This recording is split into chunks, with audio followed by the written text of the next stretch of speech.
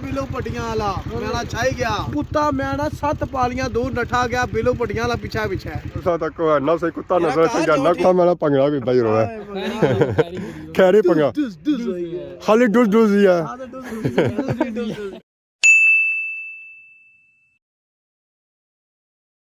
जी मारे दोस्तों अस्सलाम वालेकुम उम्मीद करना सारे ठीक ठाक हो खुश बाश हो और अल्लाह ताला ने हिफ्ज़ो अमान चसो मैं राशिश शबीर सौदा की यूट्यूब चैनल और फेसबुक पेज राशिद शबीर आज सारी खिदमत फिर आजरा जी का नवी वीडियो के नीत है तो इसलिए मौजूदा जी अपने ग्राइनी बनी और माशाल्लाह सा चेक करो जी बनी ना व्यू तो अपनों अज मौसम ही सुहाना होया दुआ करो बारिश हो जाए असा भी काफ़ी टाइम हो गया बारिश की तकनिया पर बारिश नहीं हो रही है अजे झाड़ चढ़े अल्लाह देसी है बारिश इंशाअल्लाह तो बाकी सा वेखो ना बन्नी पर रौनक लिया हुई बकरी सानी सुई है तो बगरूट उन्हें बाहर ही कड्डी उड़े उन्हें जाओ है खाई छो है बट्टे जहरा उन्हें बन्नी पर जड़े है ना वो बट्टे ही है तो इन्हें उन्हें खाना क्या है तो चरा शरा तो है कौन इतना चरा उस वेला होती है बारिश होती है बारिश नहीं है तो चरा भी गया तो बाकी माशाअल्लाह ग्रां सा चेक करो बहुत ही खूबसूरत और प्यारा व्यू है जी माशाअल्लाह माशाअल्लाह तो ना जो पार तो तकने सोया लाल हवेली तो सुनने चाहिए कि लाल हवेली ने मालक भी है मिले तो कौन ही है कुछ मैं बुझा सी है और वैसे भी मिलने को नहीं मुलाकात ना कुछ बंदे ना भी करने उस जे रहना उस वेला पता लगना है कि वो आए सुने तो उन्हें चले गए अस्सलाम वालेकुम क्या हाल है जी ठीक हो से ठीक है आई क्यों है आयो तो नाल मौसम बारिश लग रही है बस अल्लाह देसी बारिश इंशाअल्लाह तो कुछ तैयारी है डडियाल जुले हुए किया ना जुलसा तो पहले तैयार बैठे होने कोई बंदा सही मुफ्त ही जोला है एक तो नाल जोला तो नाल खिलाई पिलाई हुए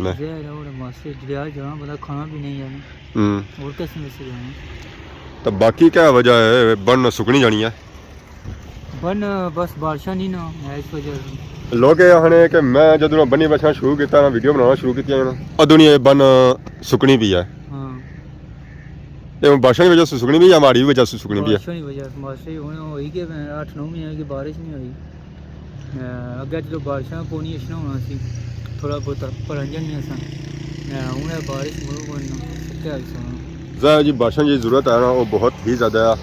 बारिशा होसन का निज़ाम चलसी है कणक भी होसन बीमारियां भी खत्म होसन और उस तो बाद जब बनिया च पानी सुकी गया ना ये भी उस वेले तार होसन है जिसे बारिशा होसन आया बिलो पटियां वाला मेरा छाई गया ब्लैक ही आया जी ब्लैक ही नहीं आया वाइट ही है वाइट ही है और सुनाओ अल्हम्दुलिल्लाह जबरदस्त किया बेचारे ने मोटरसाइकिल बालने हो बस क्या देंगे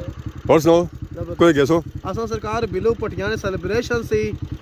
मैंने चस आई चस नाल प्लस भंगड़ा बयान को बयान मैं पढ़ा नसाया कुत्ते जिंदगी ने रिकॉर्ड आ क्या नसाया ने कुत्ता मैंने 7 पालियां दूर नठा गया बिलो पटियां वाला पीछा पीछे हां पूरा भाग गर्जन तू भाग जा कल जश्न होया उठा आज उन्होंने पल्ला सा फिर जारी गल है आज क्या ने रोटियां सा त्रोड़ियां कुत्तियां वालियां लियां जारी गल फिर न ठुने ना सा स्याह केसो स्याह कि आंदा ने मुआवजा शाह साहब ना ना मुआवजा को नहीं आप आसान संगी दोस्त बेली है जी आज खैरी आयो क्या खिदमत कर सो है आज तू सान कार है वे नाल कार है आज तू उन सारे ना होए सारे को लायो साथ सा जई रे सो है सारी नजर पै गई था ना उन से तकी गिंदा और खिदमत करो आसानी और खिदमत करना आसानी जिस सा करने होने हो ना इस साथ रही ऐसी है बाकी सारे नाल मौजूद है जी फिजान भाई भी अस्सलाम वालेकुम अल्लाह शुक्र सब सुनाओ से ठीक है पेट्रोल सब होया वा ही ना और क्या कपश पइयां दुआ करी हुआ करो ब्लॉगिंग लगेंगे कोई सेहत नो पड़ने पे क्या वजह जने दा सा लगे सेहत नो पड़ने पे तो सा पाईडी बना रखा सेहत पड़ने खाई सारा या जना दा सेहत को तू पड़ा है ना कोनी सा खाने वाले बड़ कोन जी सेहत है ही है टक्कर लग गया सुबह अल्लाह दसने बस थोड़ी दी टाइम पहले पौने 12 अच्छा नमाज वेला है नमाज वेला है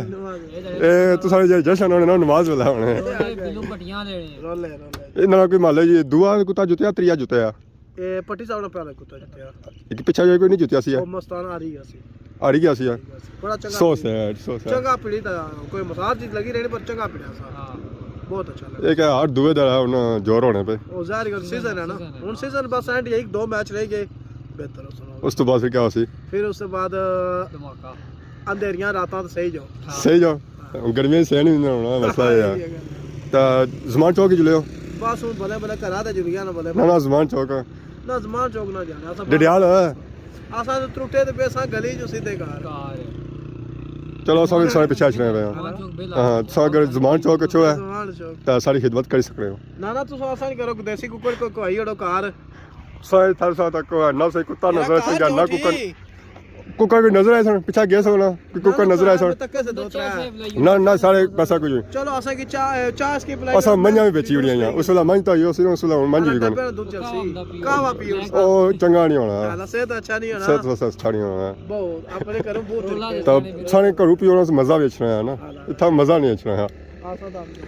बाकी समलोठा मोर जुलने हो तो उठा खिदमत कर सकना है क्या क्या सब उधर जुलने हो हर समलोठा जी हां समलोठा नहीं डडियाल जुलने हो आला डडियाल फिर ठीक है ना हां डडियाल करो तो हाजिर है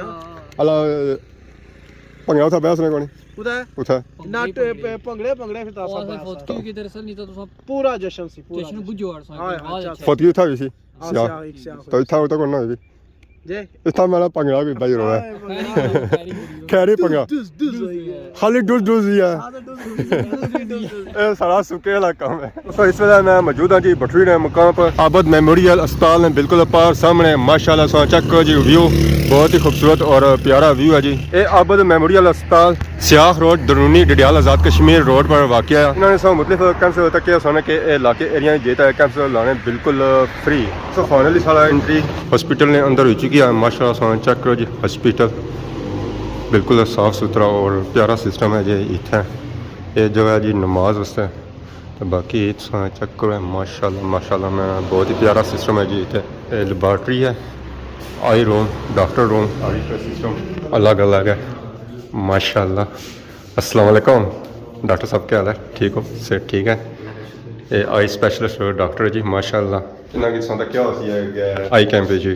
माशाल्लाह बहुत अच्छा जो है ना रिजल्ट है ठीक है सारे पेशेंट्स थे माशाल्लाह से हर तरह से मतलब इन्फेक्शन हो गई डायग्नोसिस हो गया माशाल्लाह सब बहुत अच्छा से जो है ना सॉल्व किया गया माशाल्लाह जी डॉक्टर साहब सारी गप हो रही सी ते सारे अंकल आ गया है अस्सलाम वालेकुम माशाल्लाह जी माशाल्लाह अल्लाह सारी मुलाकात करिए ये अहमद भाई शिफा से बिलोंग करते हैं वहाँ से उन्होंने कोर्स वगैरह किया ये लास्ट टाइम इधर कैंप लगा था महमूदाबाद बिहारी के मुकाम आम के मुकाम ये इन्हीं के तामन से था और इन्हीं के नाम से था शफीक उमर के नाम से सिकंदर शफीक के नाम से ये तो आज इन्हें माशाल्लाह विजिट किया है तो अल्हम्दुलिल्लाह वेलकम जी जी नाल है कि इन्हें दसो कि क्या सबसे पहले तो माशाल्लाह मतलब पेशेंट मतलब हमारे पास जो आता है सबसे हम रिफ्रैक्शन से स्टार्ट करते हैं उनकी विजन लेना मतलब दूर के लिए उसके बाद फिर ये हमारे पास ये मशीन है और ड्राइव के लिए ना ठीक है तो ये उस पर मतलब बिठाएंगे उनका नंबर निकालेंगे कंप्यूटर के जरिए से ठीक है उसके बाद फिर दोबारा से हम यहाँ पे आते हैं ठीक है और उनकी रिफ्लेक्शन जो है ना उस नंबर के मुताबिक जो है ना करते हैं उसके बाद अगर कोई डायग्नोसिस वगैरह करना होता है मतलब ड्राइनेस होगी आँख के अंदर या आँख का कोई भी डिजीज वगैरह है तो उसके लिए हमारे पास स्टील लैंप है पड़ा यहाँ पे हम उसको यहाँ पे बिठाते हैं ठीक है उसके बाद फिर जो है ना मतलब उनका पूरा हो जाता है उसके बाद नज़दीक के लिए होता है हम वो करते हैं बच्चे जो स्पेशल मतलब हमारे पास स्पेशल आते हैं उनके लिए हम ब्रेंडोस्कोपी करते हैं ठीक है उनको हम ड्रॉप्स डालते हैं ऑलमोस्ट तकरीबन 30 मिनट्स के लिए उसके बाद फिर हम उनको दोबारा से ब्रेंडोस्कोपी के लिए लेके आते हैं रिमूवल के भी हाँ कैटरेक्ट रिमूवल के लिए जिस तरह के अभी हमारे लोगों को भी हमारे सर्जिकल कैंप है ठीक है तो माशाल्लाह से वो डायग्नोसिस होते हैं तो हम उनके एक लिस्ट बनाते हैं ठीक है तो वो हम लिख लेते हैं और उसके बाद फिर इंशाल्लाह अगर जैसे भी मतलब सर्जिकल कैंप आता है तो फिर वहाँ से भी रिमूव होता है साल में कितने का कैंप हुआ है साल में तो अल्हम्दुलिल्लाह अभी जिस तरह आपको पता है कि 8-9 के करीब हो गए हैं माशाअल्लाह तो अभी जो बड़ा कैंप है वो जनवरी के महीने में इंशाल्लाह ताला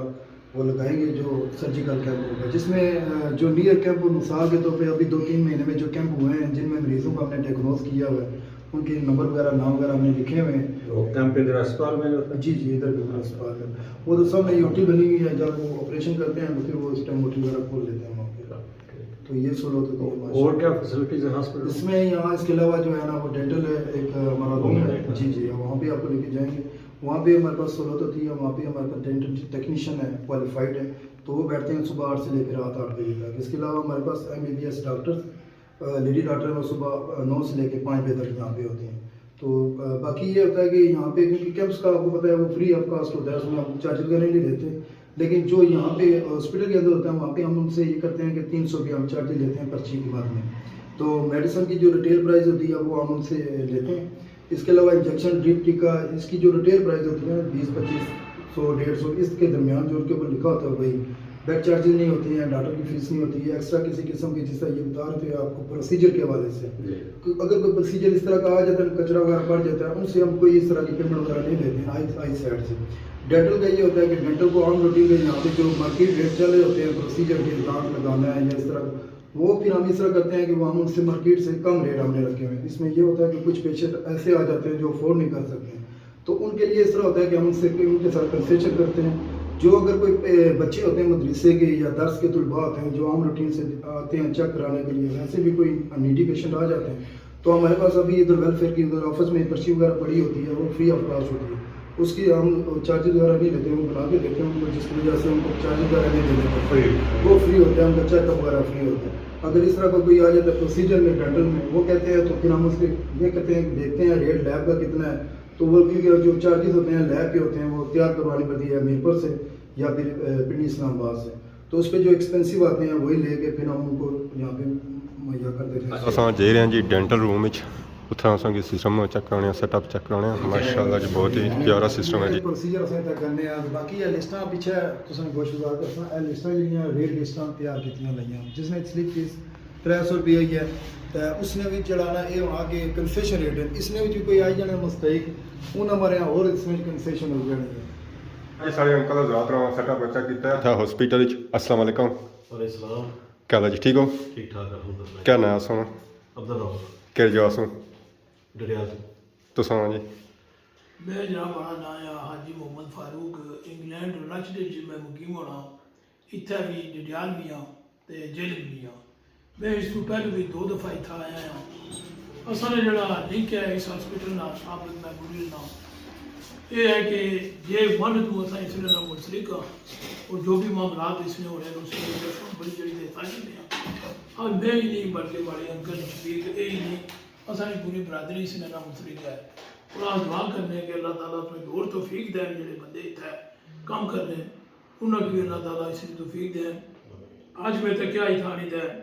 कि जो डेंटल का जो और सिलसिला ना शुरू किया है, ये भी खुशी हुई है। और बिलखसूस है कि जो गरीबों का एहसास किया जाना,